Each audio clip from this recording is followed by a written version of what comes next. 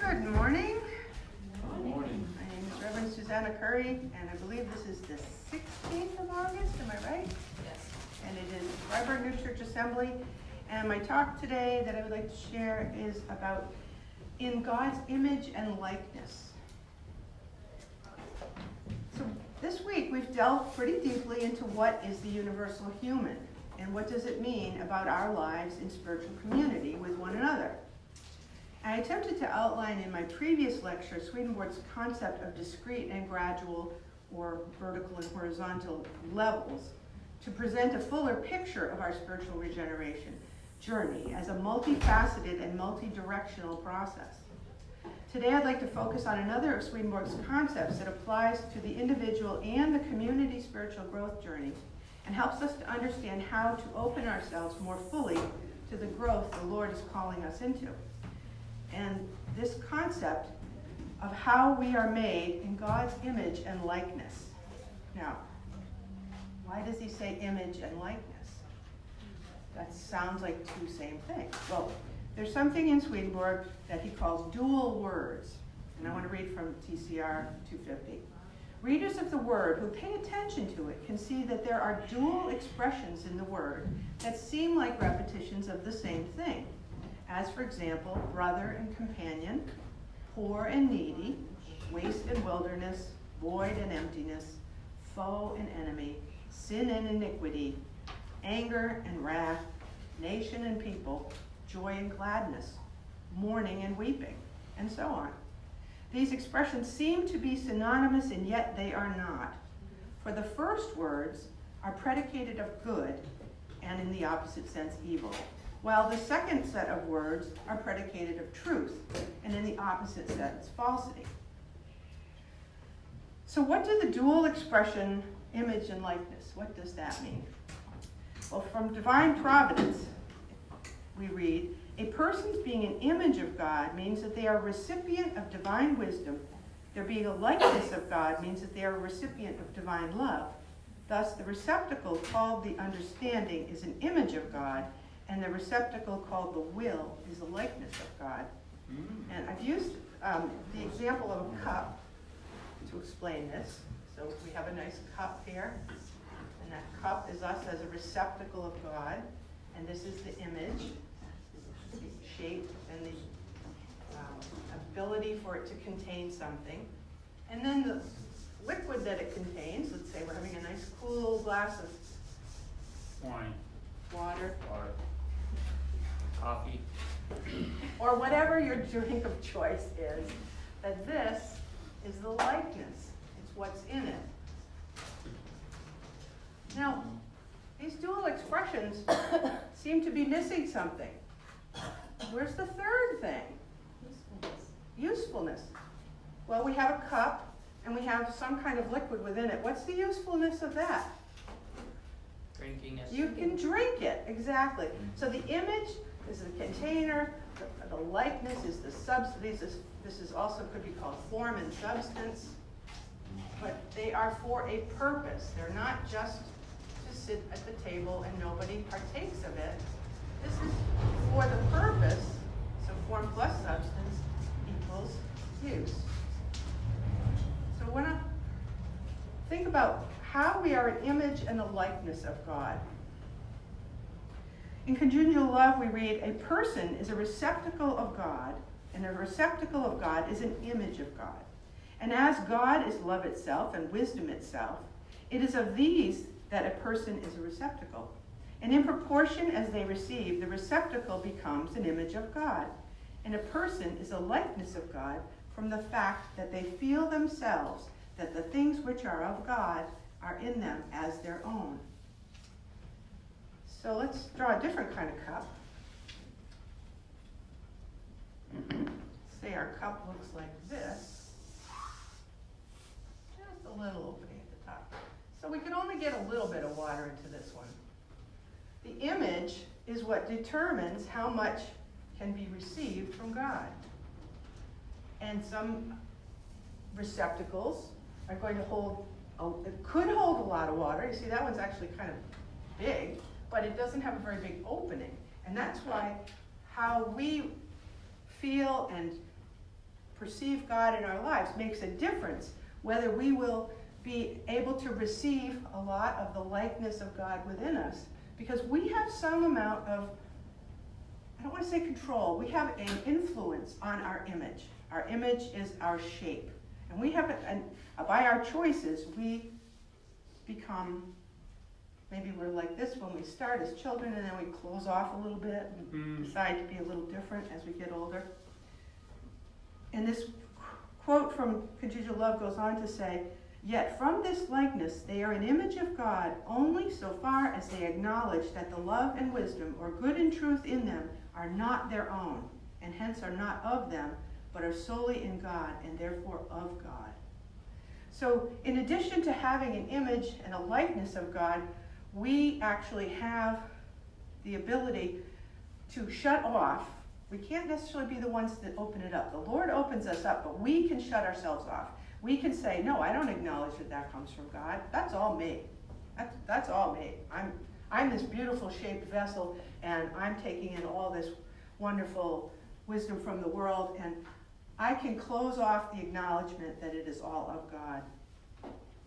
Now, we heard in our scripture passage this morning about cleaning the outside of the cup and dish.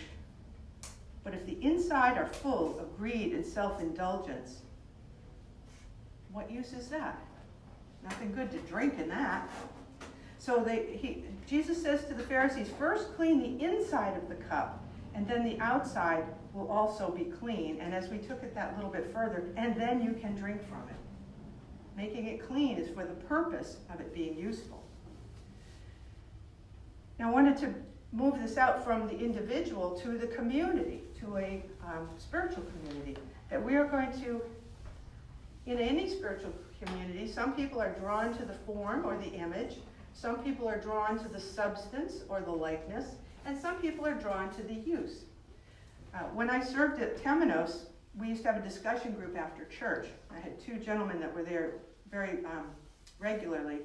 And they asked me one time, they said, why isn't anybody else joining this group? Why are there some people out there having coffee hour for 2 hours?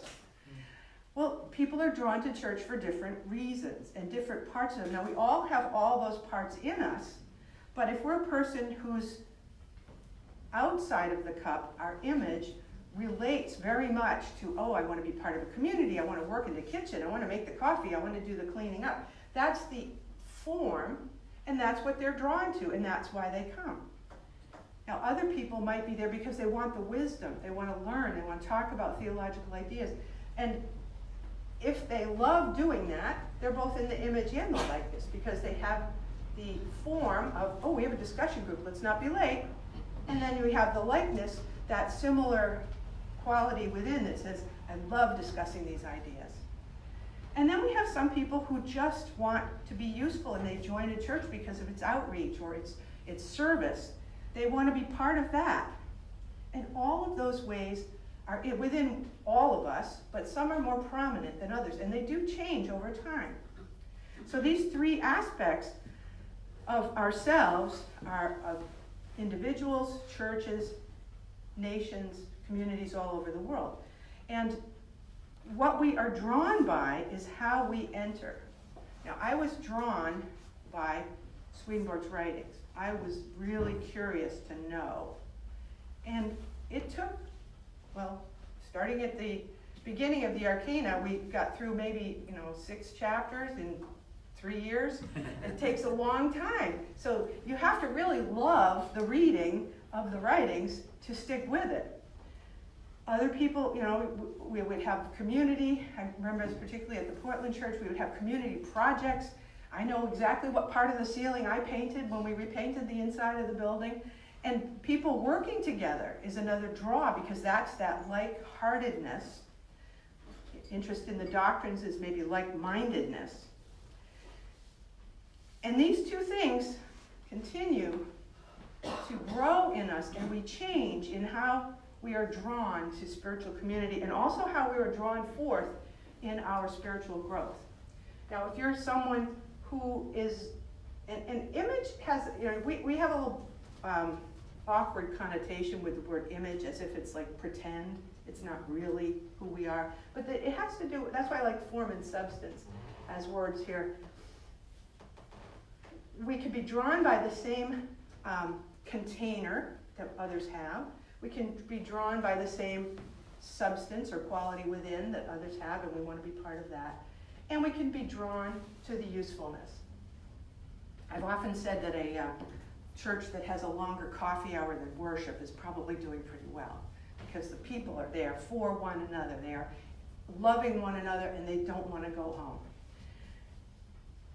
There are two words from other cultures that have come into my awareness, and one is very much like likeness, and one is very much like image. I want to talk about image first. And it's the word Hozro. Has anybody ever heard of Hozro? How do you spell it? It's H-O-Z-R-O. It's a Navajo word, which my mother has on her refrigerator, because its meaning is to be in harmony with one's environment, at peace with one's circumstances, free from anger or anxieties, and generally content. If you have Hozro, you are a stable image, and you're prepared to receive more from God. You don't know what's going to happen next, but you're content, you're stable, and you're at peace with your circumstances. The word likeness is similar to a Zulu word called Ubuntu. Anybody heard of Ubuntu? Okay. The definition of Ubuntu is translated, I am because we are, or humanity towards others. And it's also used in a philosophical sense to mean the belief in a universal bond of sharing that connects all of humanity. So when we're living in Hozro and are full of Ubuntu, we are useful. We are out in the world, we are reaching others. And I like to always say that when you've got this cup and you have a stable image and you just fill up and you fill up and you fill up, and guess what? You overflow. You overflow into the world. Your love goes out because you have so much, it just can't be contained in that one body, and it goes out, and that's what help. When we think about the joys that people share here at camp, everybody's not just doing a job. Everybody's doing a job and enjoying it, I hope for the most part. And so that love overflows from everything that we do, and it becomes the welcome. Come on in, be part of this. So I'd like us to play a little game this morning. You up for a game? Oh, it's not hard. No, it's going to be hard. No, it's not going to be hard. And I want to tell you the story of playing this game. This was the only time at the church in Temenos when we went late and nobody complained. Because everybody wanted to participate. So I hope you will want to participate. And here it is. We have different images, we have different likenesses, and we have different uses. So I'm going to say something like, I graduated from University of Southern Maine. Which is that? A form, a substance, or a use? Can you guess? Form. It's a form, that's right. It's a place that I went. So, anybody else graduate from University of Southern Maine? Catch the string. Okay, now, you say something about yourself. I love roasted potatoes. Oh. Okay, Right here. all right. Dean, hold on to a piece before you throw it. But I want to throw it. Yeah, and now you throw it. Hold on to the piece you got, and then throw it to Trevor. Oh my goodness. Oh, I'm so glad you didn't get hit.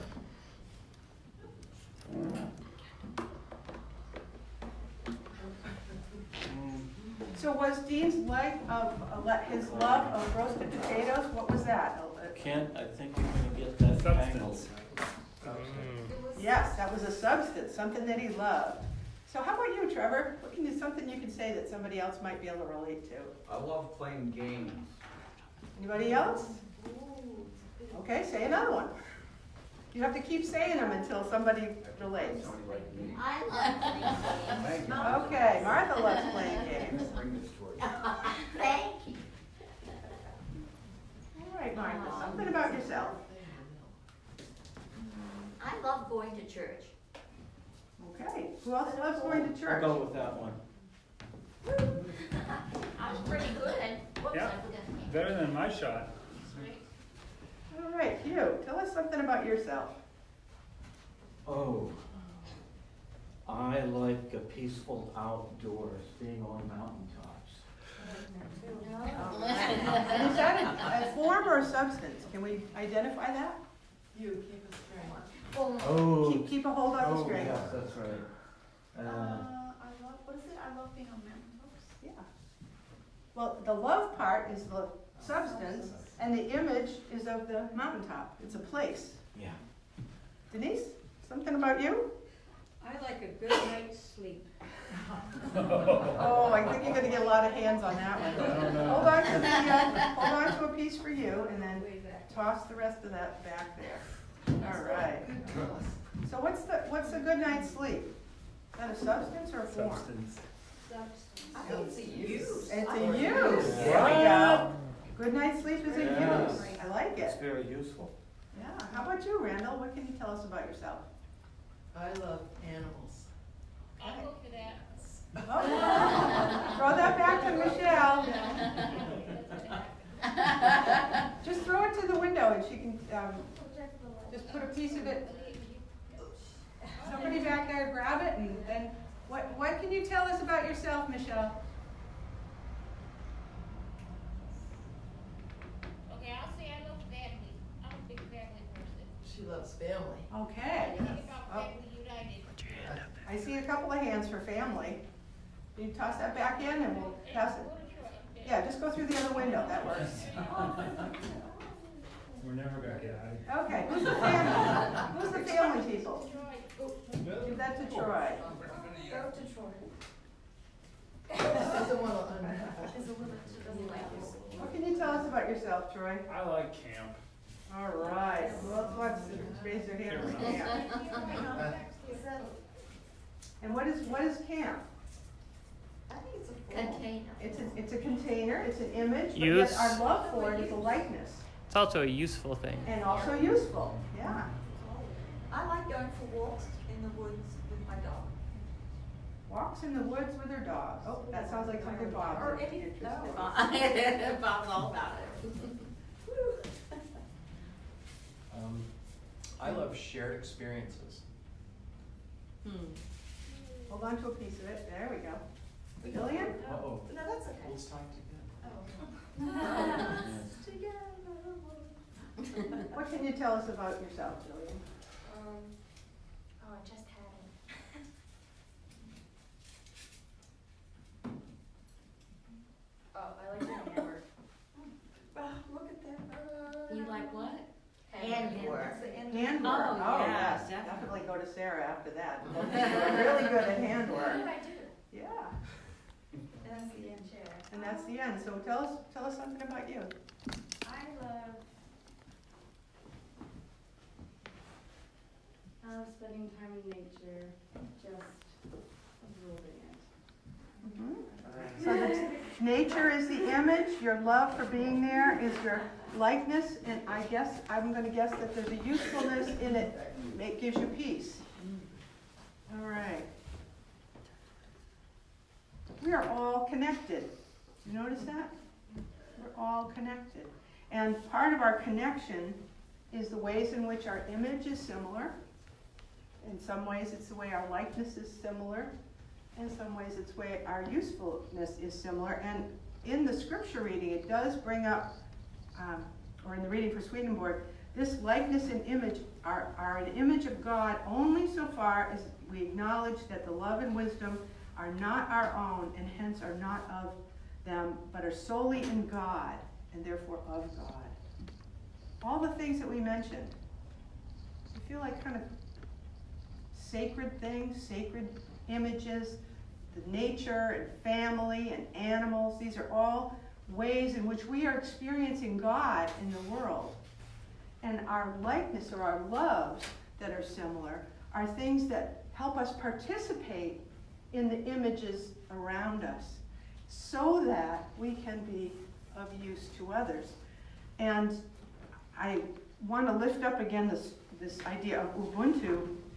I was first made aware of this by a story that Martha told in a discussion group the other day, and there's actually a little cartoon of it on YouTube. But an anthropologist who went to Africa, which is where Ubuntu is widely recognized, he went to Africa, he was studying the people, and he wanted to bring a gift. Now, he was probably testing them, I'm not sure why this. His gift was a box of chocolates that he put down in the middle of this group of children and said the first one to the box gets to have all the chocolate. And the children, when he said go, they all held hands, they all ran up together, and they all shared the chocolate. And he asked, why did they do that? Why didn't someone want to come and get it all? And the little girl said, how could I be happy if others were sad? So even from a very young age, understanding the importance of us as community and how we help one another, and understanding that it's, the image and likeness of God in those children was so clear. We might start to find that, over time, maybe we don't reach out as much. Maybe we feel isolated and alone, and our likeness to God starts to diminish. Our heart might start to close in if we've had a lot of traumas or deaths, a lot of grief. And when that happens, we need to be refilled. Have you had that feeling of being like an empty vessel and you need refilling? You need refilling with God's love. And how do we find God's love? Well, we can pray for it, certainly, but most easily it's found with others. Others like-minded or like-hearted others that you can be around and you can receive from them. I am sort of a solitary person. I like to do my own thinking. I've often said God made me a minister to get me in church every Sunday, because I need to be with people. As much as I enjoy the solitude, I need to be around people to fill that cup up again. And when others are feeling depleted, we might notice that in someone else and say, would you like to take a walk? Do you feel like talking? Or do you want to get a cup of coffee? That our overflowing for the people whose cup is empty is an important part of community. We need one another to support the health of our recipient vessel of God's love and wisdom.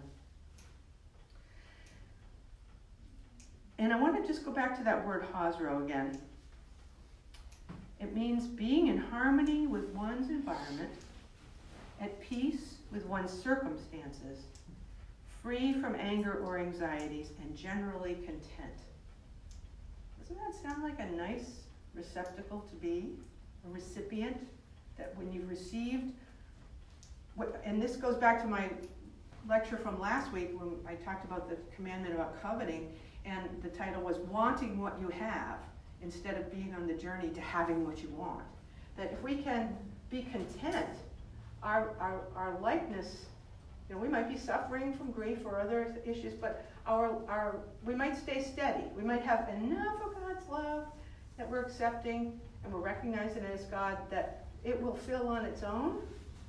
You had that happen when you just don't know what to do, and maybe you don't do anything, but just over time, your cup fills up again? Each one of us is responsible for keeping this open and not closing off with love of self and assurance that everything we do is by our own power. We need in this cup of the substance of the love of God to keep that nice wide opening to accept more. Accepting more doesn't mean just good. It means accepting what comes to one's life. And if we remember the term Ubuntu, that I am because we are, and that how can I be happy when others are sad? That's God's love in us. We recognize that it's God's love when it's not about ourselves, and it's not just convenient. It's what is real and what is happening in our lives, and we need to be open to that.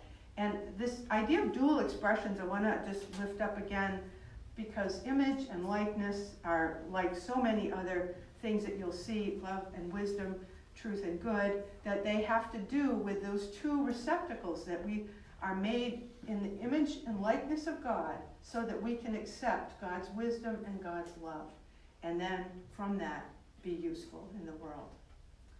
So I would love to hear from anybody who didn't get a string, if you'd like to tell something about yourself. Anybody that didn't get a piece of string? And you're not fighting me on that, are you?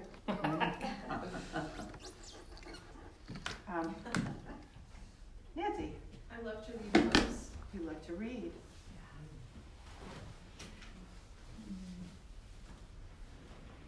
So we're at a time of reflection.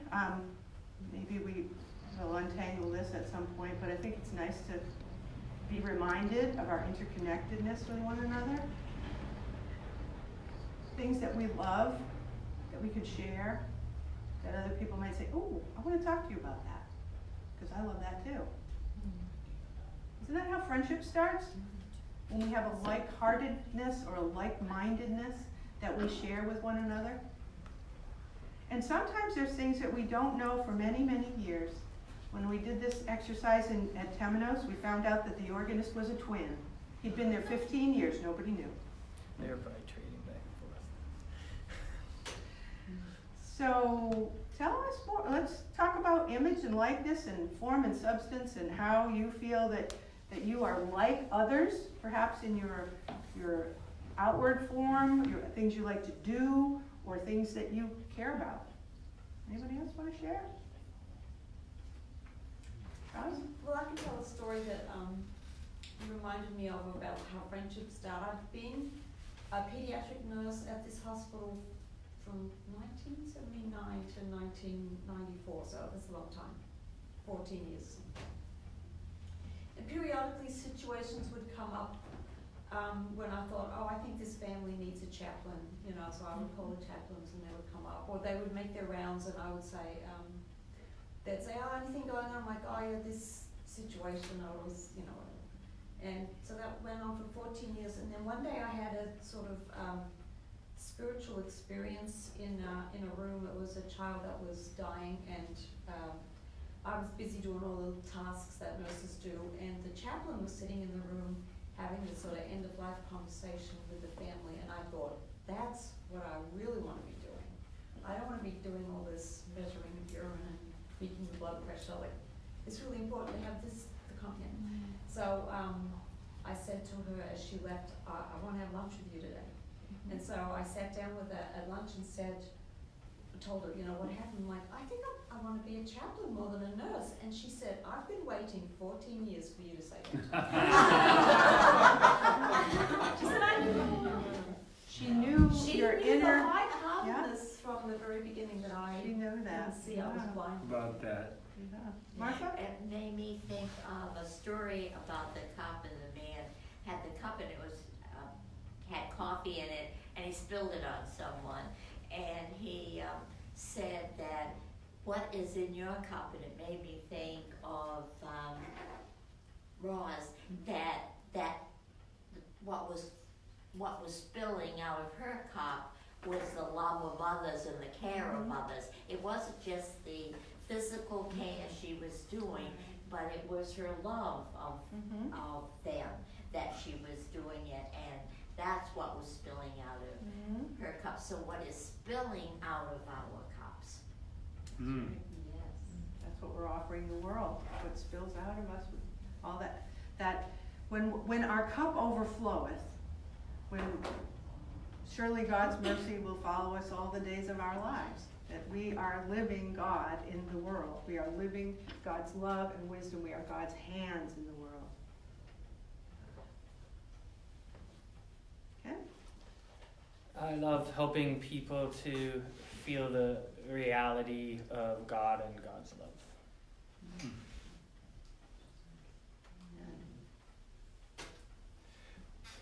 I listen to people and they equate or relate what they like to do, and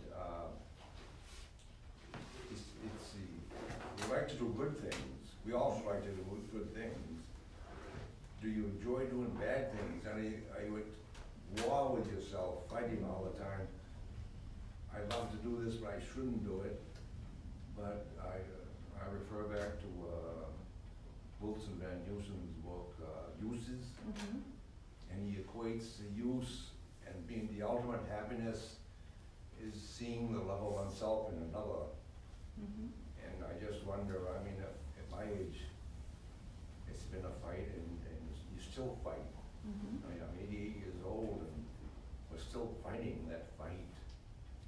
Is it good? Is it good?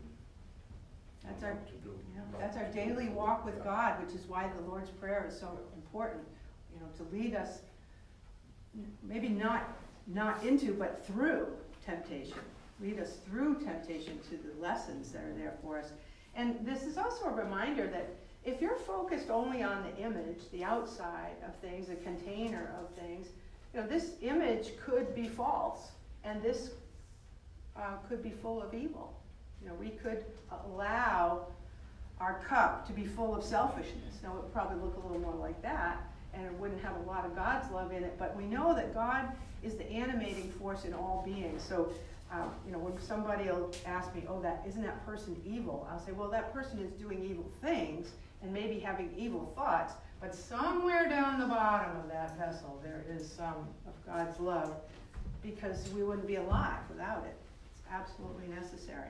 But we may not accept it, and we may not ever accept that the Lord is who is working through us. And I think that's one of the things that we can feel pretty confident that our loves are good when we're attributing to the Lord and saying, you know, I didn't really do that good. That good came from God.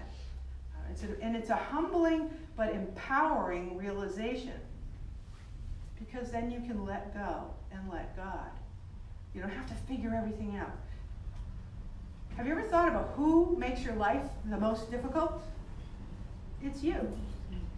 Yeah. I make your life the most No, difficult. it's ourselves. You don't make my life. It's ourselves, though. We get in our own way all the time. And that's the ego, the self, the desire to be in control of things. But we can let that go and let God fill us and let what God wants to happen.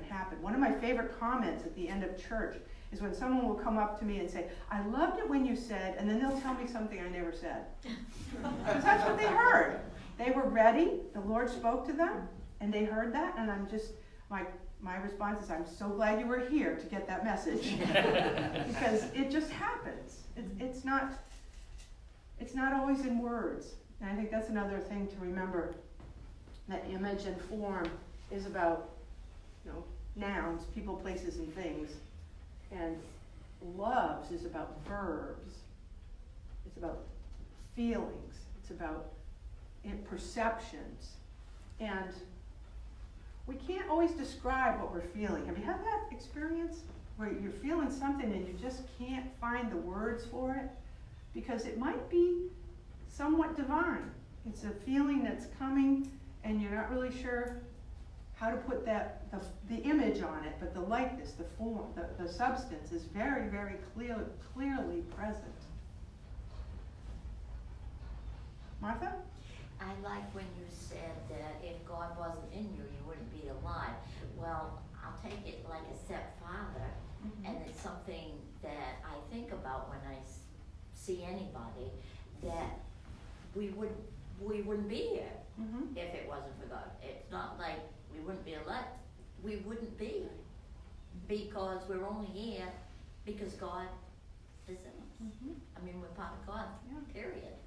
One of the phrases that I use also quite often is, who am I to know how the Lord is working in other people's lives? You know, I can just know that the Lord is in them somewhere, but how he's doing his work with that person, I don't know. Ken?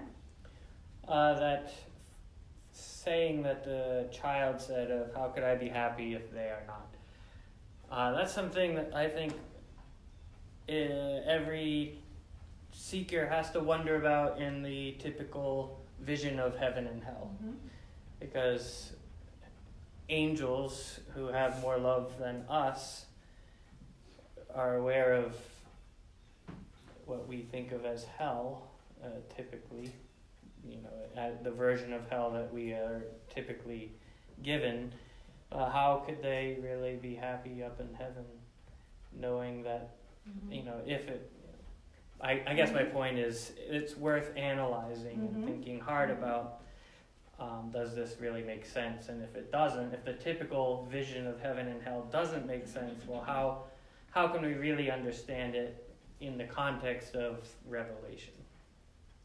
Well, and also the idea that there's freedom involved in, when you choose hell, there's a freedom there, and yet the Lord provides for all, and on earth and in heaven and in hell. And there's a wonderful two paintings, and I don't know who did them, but it's of a beautiful banquet. One is in hell and one is in heaven.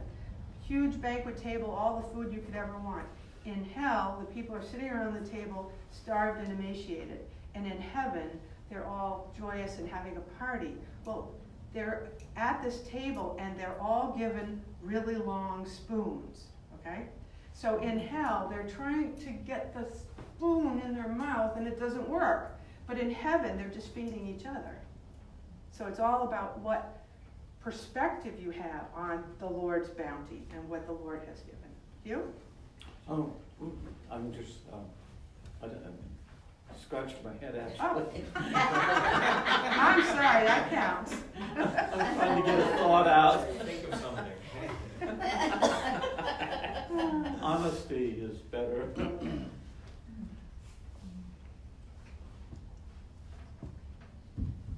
So let's just do a little quiet meditation time. Just get comfortable in your chair. And close your eyes if that feels comfortable. Take some deep breaths. Settle in. And let's just start by seeing ourselves as the image of God, the container, the form.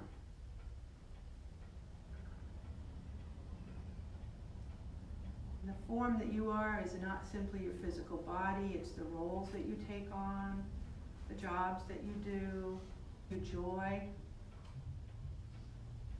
the way that you feel about your life, your relationships, your communities, and how you interact with people.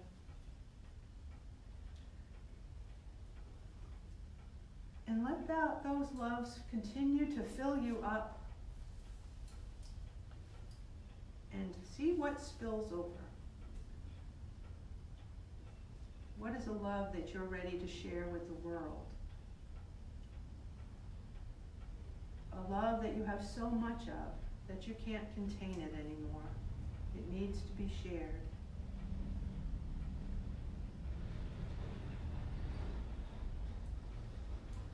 And just feel the joy of that, the potential and possibility of being useful for others.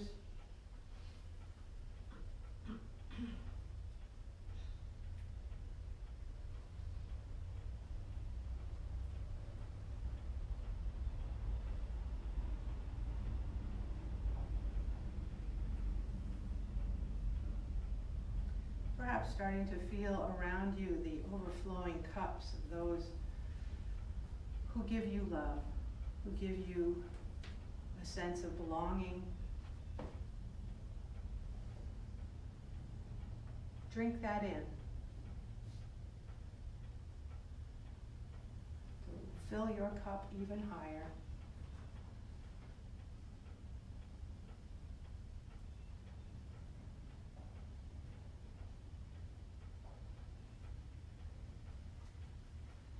Let the Lord shine into you and upon you.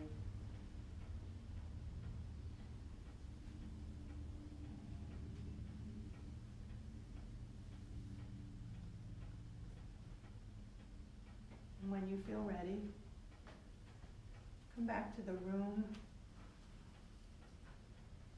appreciating the others who are around you who give us all so much.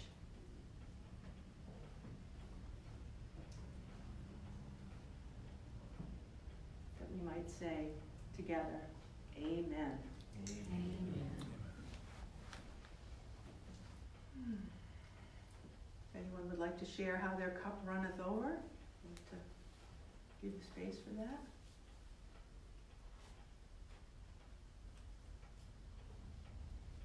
My cup runneth over with grandmother love. I love being a grandmother.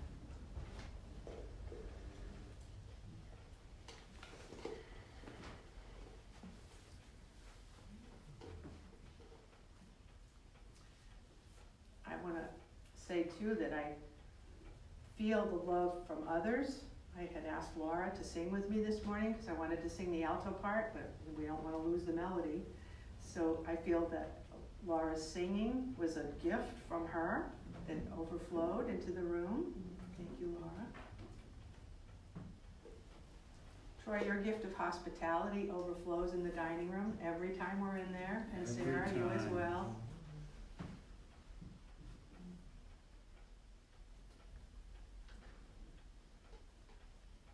It's important that we recognize both our gifts and the gifts of others so that they know that as they're living their lives to their highest use and their highest love, that it makes a difference. We all want to know that we make a difference.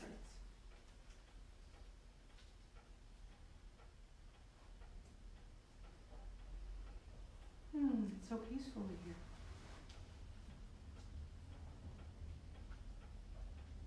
Well, if no one else has anything they need to share, we can have a little longer break today.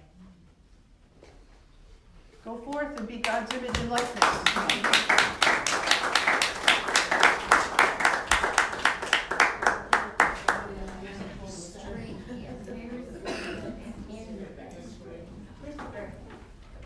Come on.